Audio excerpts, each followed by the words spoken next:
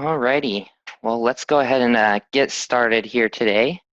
Wanted to thank you all for joining our webinar today over Sage Tool Ops powered by ToolWatch. Never lose a tool again. My name's Chase Holthouse. I'm an account manager here at Banger. On the line as well, I have Colby Lathrop. He's a channel manager over at ToolWatch. He'll be providing our demo for us today. A couple housekeeping before we get started. If you guys have any questions throughout the presentation, throughout the demo or anything, please feel free to add it to the Q&A section at the bottom of your screen there. We'll go over them all here towards the end of the webinar and try to get all those questions answered for you guys there. All right, get started here. So I'm going to start with the question, do you know where your tools are? We've all ran into that scenario when you get out to the job site, you're needing a specific tool and it's not there. You have to start making your calls around, figure out where it's at and how quickly you can get it to your job site. Also the question of, do you know how much you spent on tools last year? Be surprised at the amount of people that don't know how much they've spent on their tools in the year. ToolWatch actually did a study with construction managers and teams and found related to tools, the three biggest issues were delayed productivity from not having the proper tool on site. Number two, the hours spent searching for misplaced tools. So making those calls, reaching out, trying to figure out where that tool's at, who had it last, and how they can get it to their job site. And then lastly, having to spend additional money buying double the amount of tools needed. So not having an accurate count of what's all in your warehouse, what consumables and what tools you have in your warehouse ready to go. So we're going to solve all that today with Sage Tool Ops. Sage Tool Ops is going to help in all aspects of your business, from the field users, the warehouse, the office. It does connect with your Sage 300 CRE, as well as your Sage 100 contractor. This can also be run as a standalone product though as well.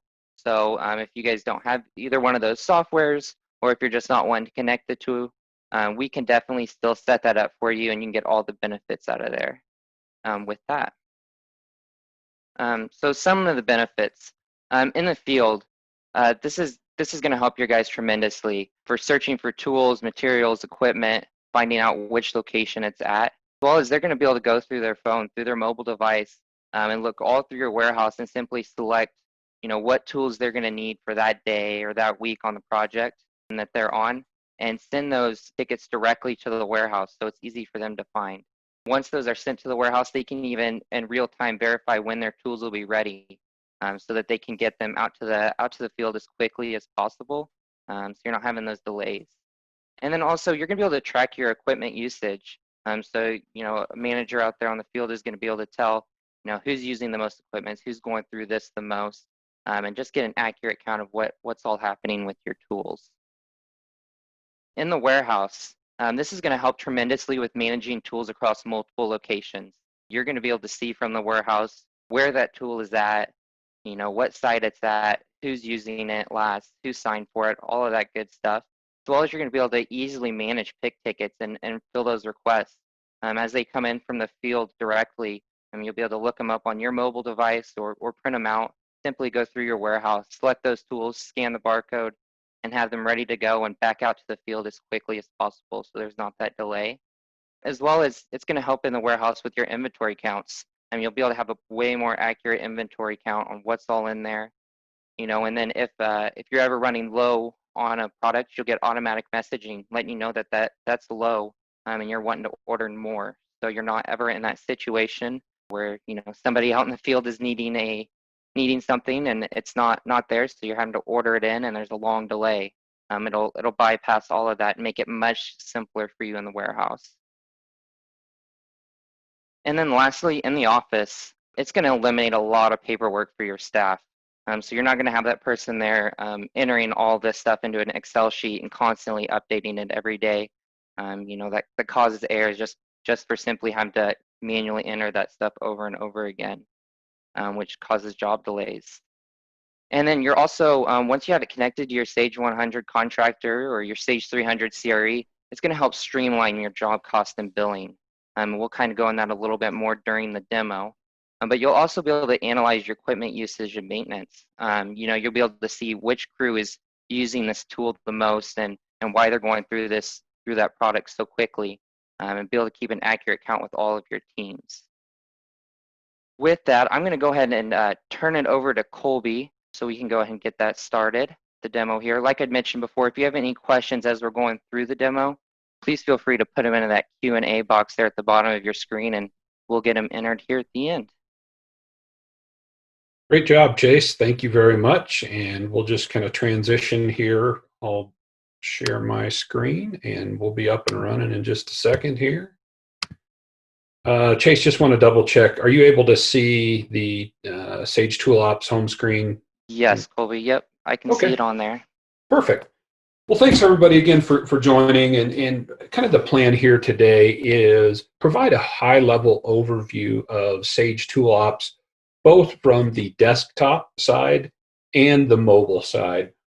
One of the things that, as we dive into the application, is something that we talk about is UAP, or unlimited access into this system. And kind of as we go through things, think that with the license structure, anybody in the company can have a login. You can control the view that they receive, whether it's from a computer, from iPad, Android, any mobile device. Somebody can have all three logins. So we've really taken the licensing management and headache away from this application, so we can push it further and further into the field. Because one of the things that we hear a lot is, we do struggle with lost tools, and it absolutely causes a ripple effect through the organization. And we all know that labor is the risk in construction, and the time spent maybe looking for a tool, replacing that tool, really forcing your field to become somewhat ineffective in their job is really one of the biggest benefits that we get out of the Sage ToolOps. So great job, Chase, on the overview. Where I want to start is tools and equipment. And this module, we help our clients think very broad in this.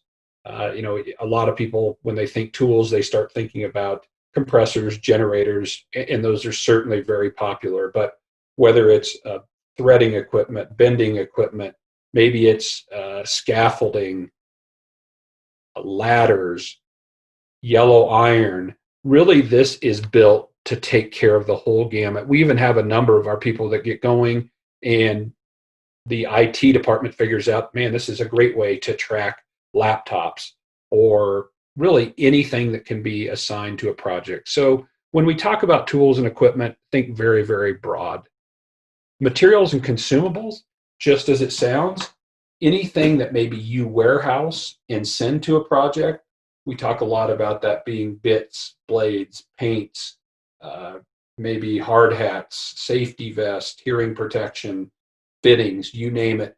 We enable you to manage those at a warehouse level and then send them to the project with a barcode scan. From there, we are decreasing inventory in the warehouse. We're also maybe billing or charging those particular items to the project. Pick tickets and transfers, we'll certainly talk through this. A transfer is the mechanism that moves items around ToolOps. The pick ticket is something that gets ordered from the field through a requisition, and somebody at the warehouse will pick that. We'll talk about service and calibration. The service and calibration can be everything from routine, scheduled maintenance. Every 3 months, I need to do this on my scissor lift. Or maybe every 3 months, 5,000 miles, or 3 transfers, I need to do this particular service event. So we'll show how ToolOps alerts you, shows you what you need to do, also takes care of calibrations, or maybe we damage a piece of equipment on a project. We can show you how we write a work order to have that repaired, and we capture the charges. Purchasing and receiving is a piece that enables you to manage at a warehouse level your stock. So this is helping us create maybe a purchase order to our supplier to buy new fittings, and sending that purchase order and then receiving that purchase order and increasing stock levels. Job cost and billing, that's really the one that as a lot of people begin to track tools and take that next step into beginning to manage their tools and get out in front of them a little bit, the job cost and billing is really an absolute game changer for organizations. And a lot of times we get feedback saying, gosh, you saved us a lot of time looking for tools and equipment, and that's great. It paid for itself in X amount of time. But the job cost and billing function has driven the profitability on our projects and our warehouse to a high level. So some people treat their warehouses as a profit center. This is absolutely great to go through on that. Reports and graphs we'll talk about at the end and kind of show some of the standard reports and canned reports. But those are the main modules. So let's dig in and let's talk about tools and equipment. And this is where it really starts inside the application.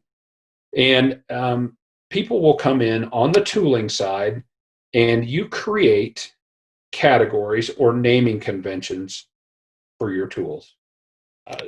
ToolWatch can certainly help you do this. Bangert can help you do this. Most people are pretty good at this.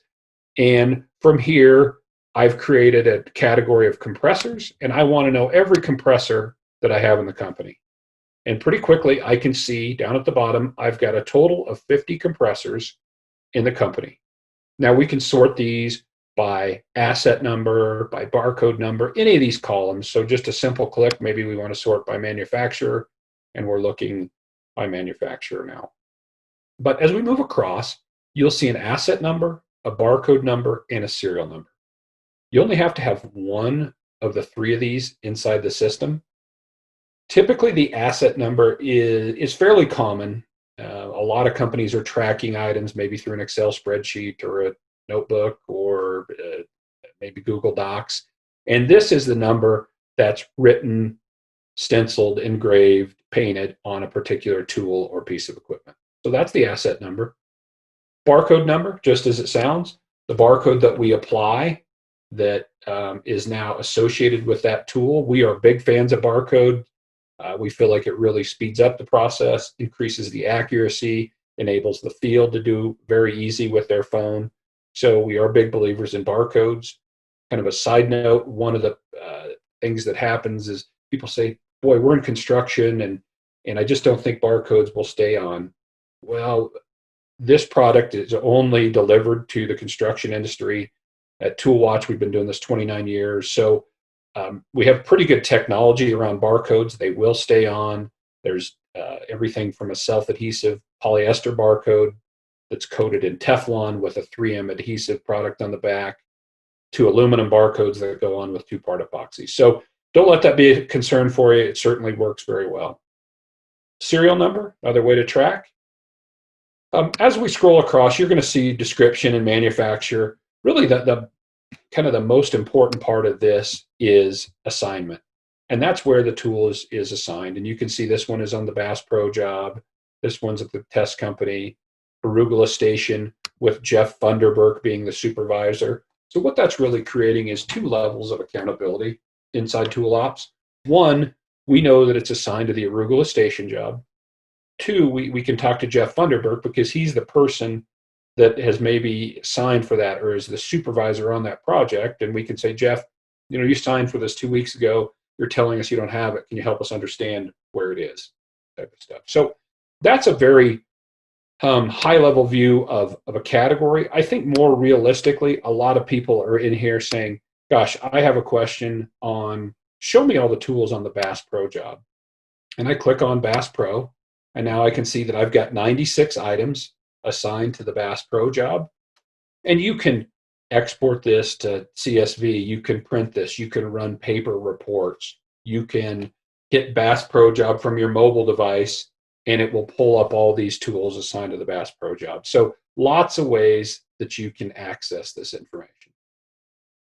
From the tooling and equipment screen, really the mechanism that moves items is a transfer. So we're going to go ahead and demonstrate a transfer here for you.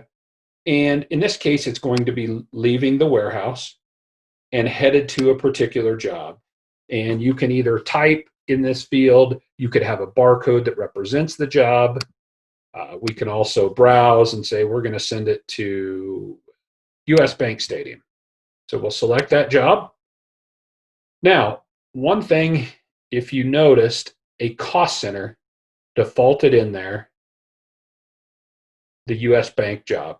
So you do not have to use this, but what happens now, if you choose to, any tool that gets assigned to the US Bank Stadium job is going to be charged to this particular cost center as well, or billed against it. That is one of the pieces that if you choose to run integrated with 100 Contractor or Sage 300 CRE, that you put that information into 100 Contractor or 300 CRE, and it flows down into ToolOps. So that's one of those pieces that Chase addressed with really saving time for the office staff of that duplicate entry, but also accuracy or the frustration of, gosh, I'm in the warehouse and I go to pull up a job. The job isn't in the system. Now what do I do? So that really eliminates that. The scan portion, you can use a dedicated scanner, a Bluetooth, ring finger scanner, your mobile device, a number of ways to get these items in. And from here, somebody can walk around. I'm just using a corded scanner here at my desk, and somebody walks around and begins to scan items. We start adding those particular items. You can see that. They're all ready to go now, simple as that. You could, maybe we come across a bigger item that doesn't have a barcode, like we didn't put barcodes on our skid steers and yellow iron. So I can type in here in the box. I've typed that in there, hit enter. We add that particular piece of equipment, and now you can see that backhoe 91870 is ready to go. If we wanted to create a third level of responsibility on this project, we can. So we're going to the US Bank Stadium. We're going to put this with the supervisor or superintendent, but we could also have a responsible party in here. And that could be maybe a foreman, or maybe you have a high dollar laser or welder that you want to make sure it's assigned to somebody. You could go out and say, not only is it assigned to the US Bank job, it's also assigned to Dan. So lots of layers on that. One area that you don't have to do these next two steps, but a lot of our clients like it, is return dating. This just simply says these items are not off of the US Bank Stadium by the end of October. Please alert me and let me know.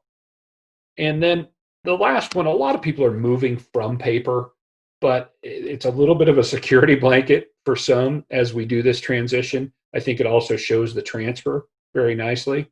So we'll go ahead now and move these from the warehouse to the US Bank Stadium. Simply hit process transfer. These items are now all moved in the background. And additionally, we are printing a transfer ticket that comes up and shows us just what took place. These items moved from the warehouse, the US Bank Stadium. Angie Crowell is the supervisor on that particular project. Here's the information on transfer date and time. And here are all the items that hit that transfer ticket. So again, you certainly do not have to use the paper version of this or even that dating, but they are, I guess, best practices from a lot of our customers. So we've transferred those items to that project. We could go out and look at the date of all those. But what happened in the background, and again, a lot of times this is maybe a secondary step where we're moving beyond just the tool and equipment tracking. But on the job cost and billing side now, we have sent those items to that particular project, and now they are being billed against that project. So what we're looking at is just a tool and equipment rate sheet. This is all of the rate sheets.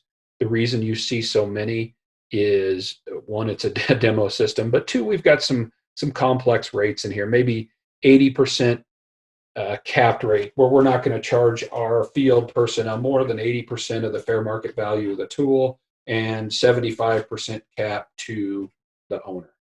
So you can have as many of these rate sheets as you wish. If we drill in just a fairly standard rate sheet here, it's going to pull up both job cost and billing information. Again, job cost, what is our field being charged for the, air quotes, rental of this particular item? And billing is, what are we charging an owner, maybe on a T&M contract or change orders, things like that. Really information that's so hard to capture today that it just doesn't get done a lot of times. So back to the cost side, maybe we grab a particular compressor. Base value on this compressor is $516. As we move across, when this compressor transfers out, or this model record of transfer goes out to the project, that project's being charged $11.50 a day, $38 a week, $55.01 a month. So now, just by transferring, and this is such a huge change for a lot of organizations, sending these tools out to a job, the job begins to get charged for each one. Billing on the owner's side is collected. And now we transfer it away from a job to another job. It stops billing on the first job, job one, starts charging job two, and we could have completely different rates, and it's all done just by doing a transfer. So where that really begins to tie in beyond the tool tracking is now we can run job cost reports or billing reports anytime we want. And I'm just going to go down, and I know we're quickly getting through time, but I want to run an unposted job cost report. And we'll just click first job, Arrowhead Stadium. I could run it for any time period, for a month, a day, a week, a year, any charges that aren't captured. So now we'll go ahead and run this particular report. What it's going to bring up is, oops, we didn't grab the wrong job. Let's grab the Arrowhead Stadium. There we go. It's now going to bring up all unposted job cost charges to that particular project. So we're looking here, Arrowhead Stadium job. We had these air scrubbers out on the project, different dates of when they started billing, and different charge rates you can see. And here you go. You've spent $317.50 in job cost on this particular project for air scrubbers. You get down here, see that there's $3,081.91 in job costs that have accumulated. From here, you post that data or make adjustments. Once you post it, it moves out into a file, and it alerts somebody on the finance side. They can look it over, make sure everything's good. They can bring those charges in, and those charges will then hit job costing. So again, we've moved a long ways beyond the basic tool and equipment tracking, but I also want to show you the capabilities of Sage ToolOps. All right, so we're going to go back to tools and equipment just for a minute. We have tool models inside the application.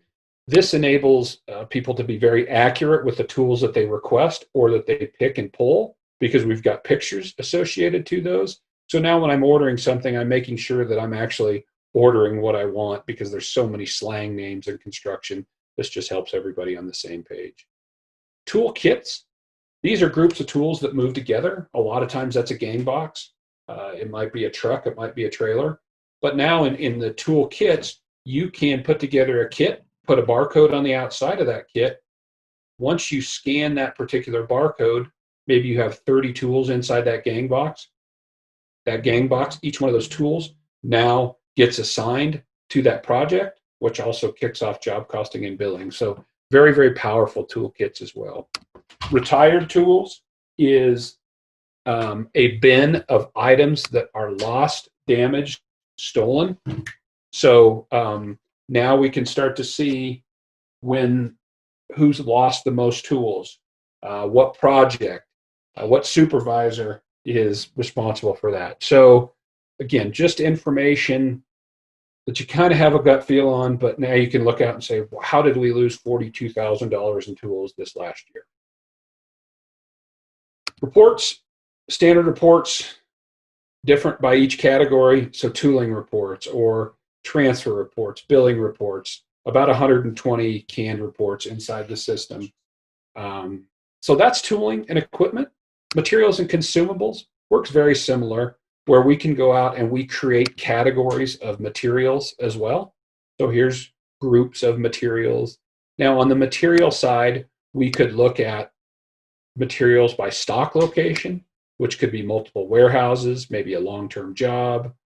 But mainly I'm concerned with what items are stocked at my main warehouse. So here's a list of every item that's stocked. with the quantity. And again, now we take and we scan a barcode for anchors, belts, bit tips. It doesn't matter what it is. We scan that, send them out to the project. We now have a record of how many bits did this project use, what is the dollar amount that went with that, and then from there you can maybe compare that to an estimate. So again, it pushes further and further into the organization, just really depending on how far you want to take it. We're going to skip pick tickets and transfers just for a second, but let's talk about service and calibration. So service and calibration can be anything from a service request. That is, hey, go out and check out this particular piece of equipment. It may be damaged, or we may need to have one of our vendors come out and take a look at it. You can turn a service request into a work order, and a work order is, all right, yeah, we've confirmed that it's damaged. We now need to go out and do that service work on it. You can browse the service schedule so we can horizon date and see everything that's outstanding and upcoming. But let's click on this and say, show me all the tools needing to be serviced. And here is a list of every item that needs to be serviced with priority levels. And now somebody can drill into these particular items. And in this case, we're drilling into, it looks like an actual climbing harness here. And you can see that it's 12734 is the item number. And we need to do a visual inspection on this lanyard. Well, what does that consist of? Well, here's the tasks. You need to inspect it for cuts, nicks, tears, and you can check this, and it's pass or fail, and then check for overall deterioration.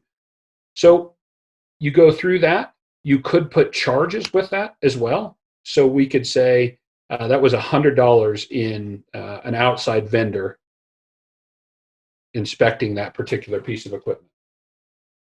The beauty of this, then, if you do begin to charge all of your work orders and are collecting your job cost and billing information, that back in the job cost and billing area, you can run an ROI report. And this is one of those reports that is great for operational folks, very good for the back office, the financial side. So we can look out and say, on the job cost side, I have a question about backhoes. Do I want to run this for every single backhoe and show profitability as a group? Or, you know what, we have a particular item. It's that 91870, the one that's been in the shop the last 3 days. Let's go ahead and take a look at it and get some background information on that particular piece of equipment. So now what you're looking at is item number 91870, telling you that you bought it in 2012, paid $46,000 for it used. You've spent $3,581 maintaining it, but on the job cost or revenue side, you've collected $51,338. It's still serviceable, so it's probably a good piece of equipment. Let's hang on to it and keep using it. So again, you can run this for an entire category, a particular item, and it really helps with some of that equipment forecasting and true profitability. Are we charging enough? Are we charging too much? Should we rent this? Should we buy it? Should we buy 5 of them? All that information now is coming from that ROI. So service and calibration, I think that takes care of a lot of that. The purchasing and receiving, what this is doing is enabling you to create purchase orders for particular material items. So from maybe this material and consumable browser, we can go into what we call the low-level browser, and we'll recalculate here.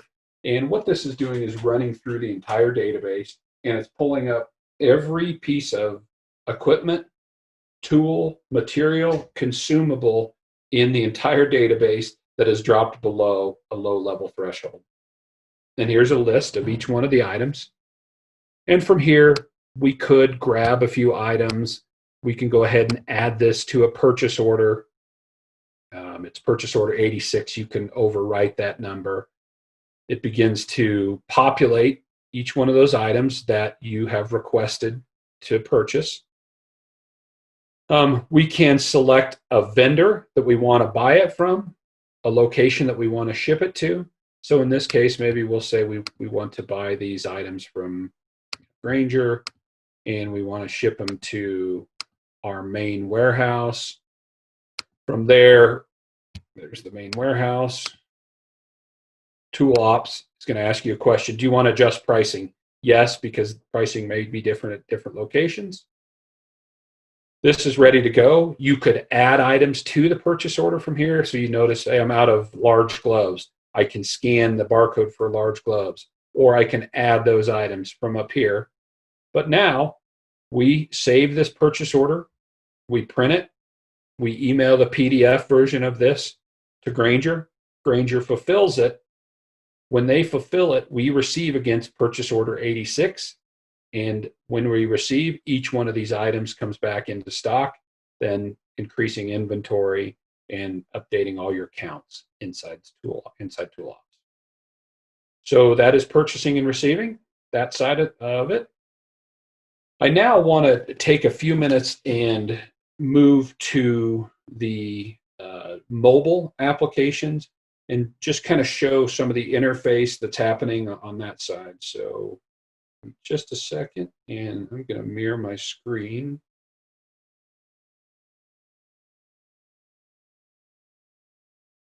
And Chase, I just want to make sure, is that now mirroring where it says Colby's iPhone? Yep, we're able to see the ToolWatch homepage on your phone. Great, okay. So yeah, what we're looking at now is the interface on the mobile side. And there are two pieces of this. One, the ToolWatch Field, and the other ToolWatch Warehouse. Obviously, the field side of it is functionality designed more for somebody on the project or boots on the ground type of situation.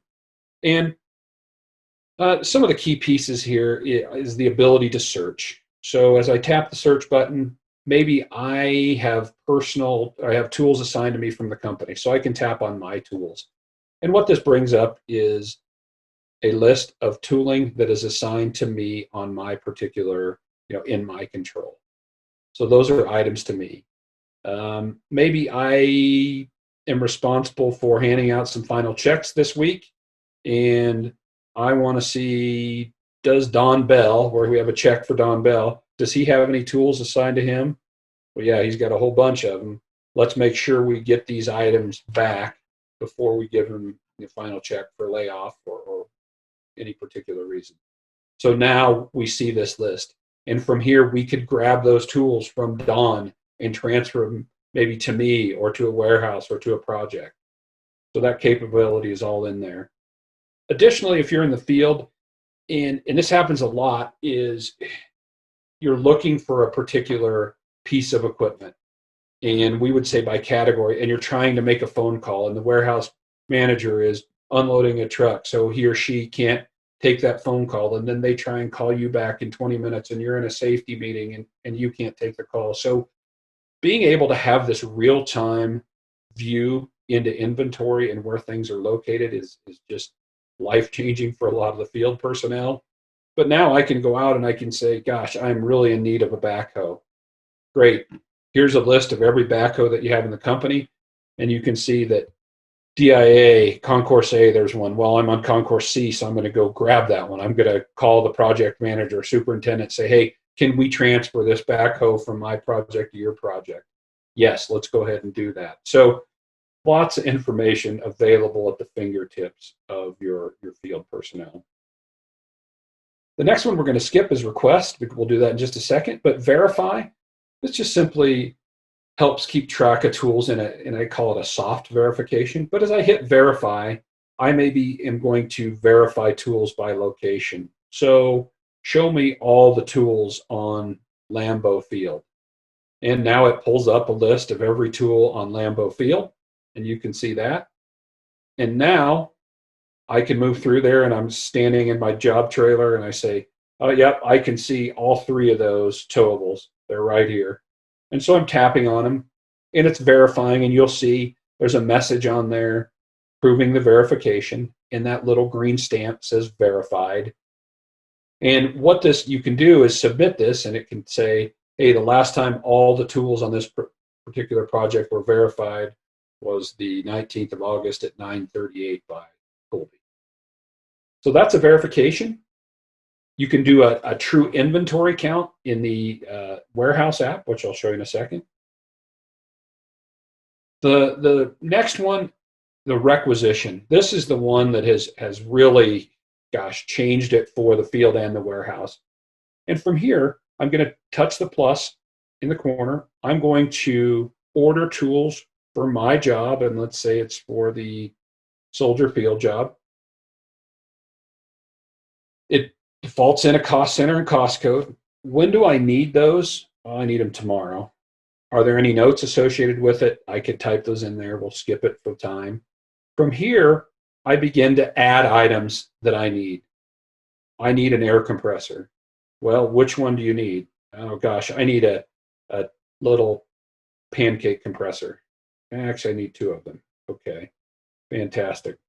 I also need grinders. So you can type in here, and what grinders do you need? Well, I'm a fan of this particular manufacturer. All right, great. And I need 10 of them. Also with my grinders, I need grinding discs. Well, how many of those do you need? 25. Okay, so you get the point.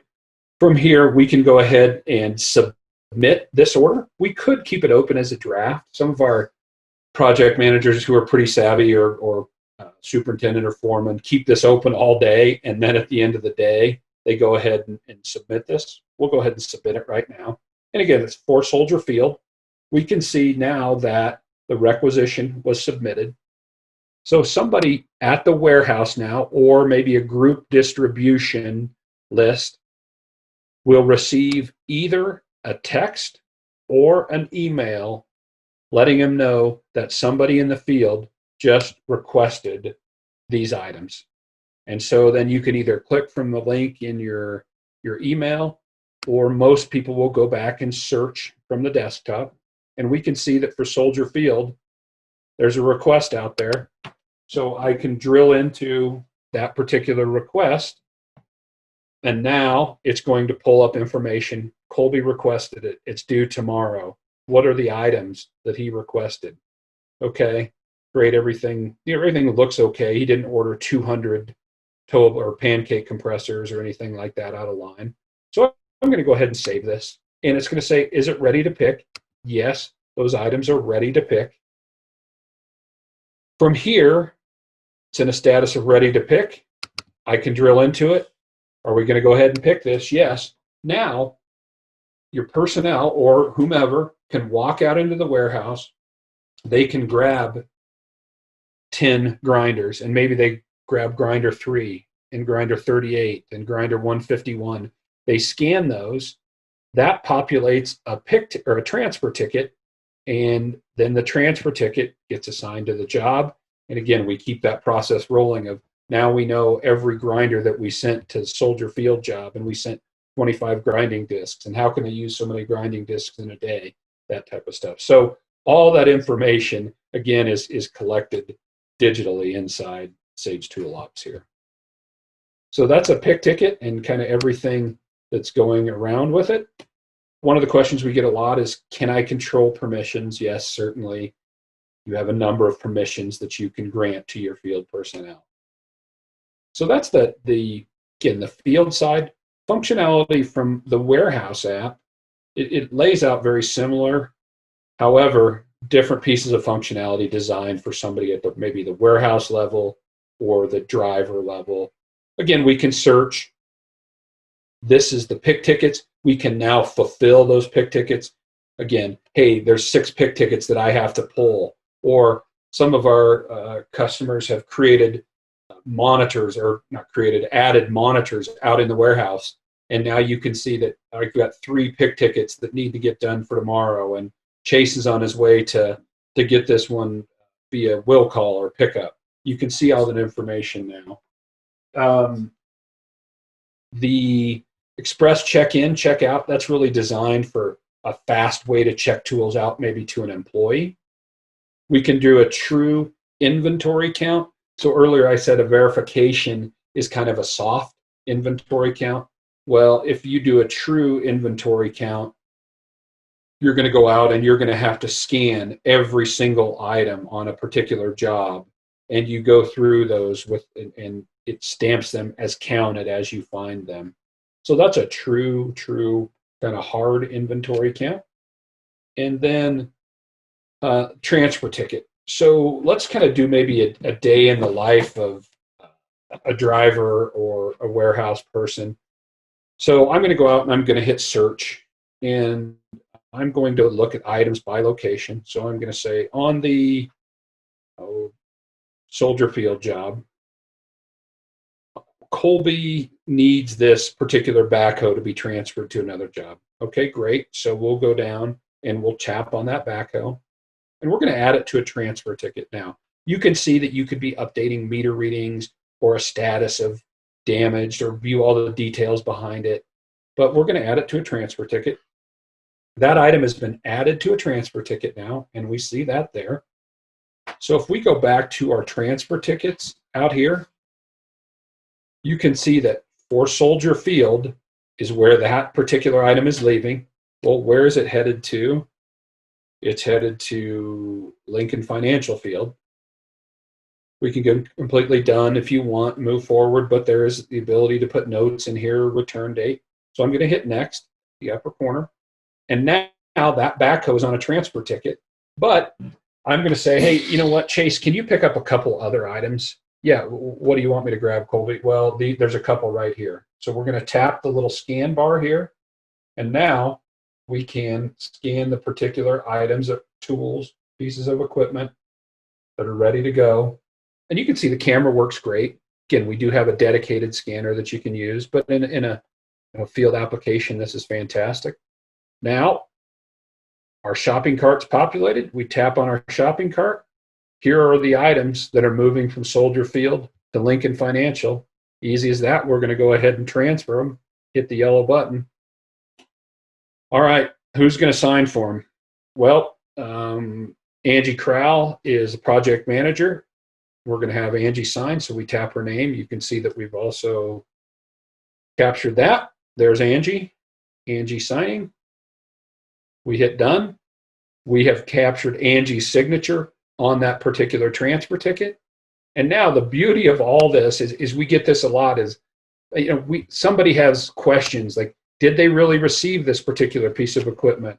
When did they get it? So now, because everything is captured electronically, we can go out and we can see, well, hey, Angie, you signed for this on the Soldier Field job, and here's your signature. And it came from the warehouse app denoted by the WH, or by the field app, FA, or if it's just numbers, we can see that that transfer was done from the desktop.